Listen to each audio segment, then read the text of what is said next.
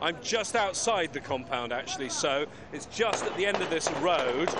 This was a very, very secure area just a matter of hours ago. You couldn't come up this road unless you had a permit. It was closed to ordinary people. Now the scene is very different. Let me just show you the scene here. You can see the fighters who've come from inside the compound coming along here, victory signs, celebrating as they come along the road. I have to say, although everyone's celebrating here, there's still fighting going on, and we hear the sounds of mortars being fired among the celebratory gunfire, but they believe they've won their victory. Let's speak to a couple of the guys who are here, not fighters, but people who've come to have a look. Can I ask you first, sir, what's your name? My name is Abdurrahman Musbah.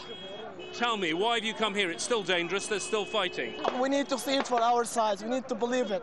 I've been living for the next 6 months, living in oppression, we couldn't breathe. So when we heard that this castle of evil has fallen, we need to see it for our own eyes. And I took a vow. I was in Zawiya 2 hours ago doing some errands, and I just drove directly to here to break fast in Bab AZIZIYA. Is this the end? Is this the last stand of Gaddafi, or will there be more battles?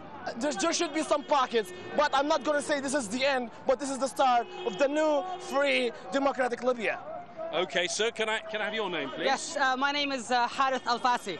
How old are you? I'm 24 years old. So you've had, all your life, one leader in Libya. Exactly. How does today feel for you? Today feels absolutely phenomenal. Today is an ecstatic day for all the Libyans. Today is a new day. Today is a new life for every Libyan, because it is a day of freedom, it is a day of opportunity, and it is a day that the youth can look forward to a bright future, a future that is filled with hope, and a future that is filled with security and peace. What do you say to those that say they're worried about the future of Libya? They're worried about all the weapons that are around, they're worried about divisions, they're worried about infighting? Despite all the war, despite the killings, despite all the fear that has happened and ensued in Libya over the past 6 months of this war, there is still a sense of belonging and friendship and brotherhood amongst the people, and you feel that even amidst the fire and amidst the rockets as they're flying over you.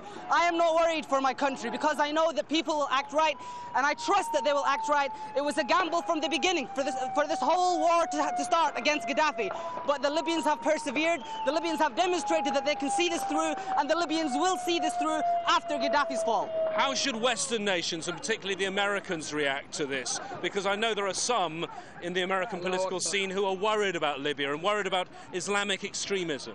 Now, I myself was working in an American company here in Tripoli, and this guy came all the way from England.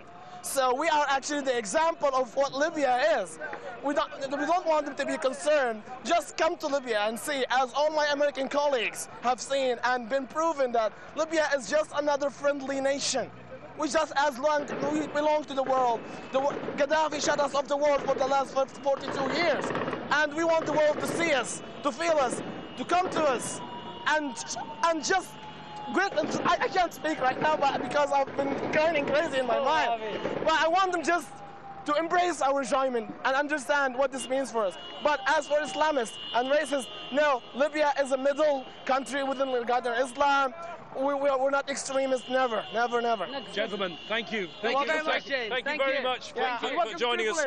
Thank you for joining us on Al Jazeera. So the View, just a straw poll of 2 people who've come down here to see events for themselves. You're hearing the noises, you're hearing the gunfire, the explosions, so most of it in celebration. But I have to say, the battle here is not completely over. We have heard mortars being fired in the last couple of minutes, still a volatile situation, but people here seem to think they know which side has won.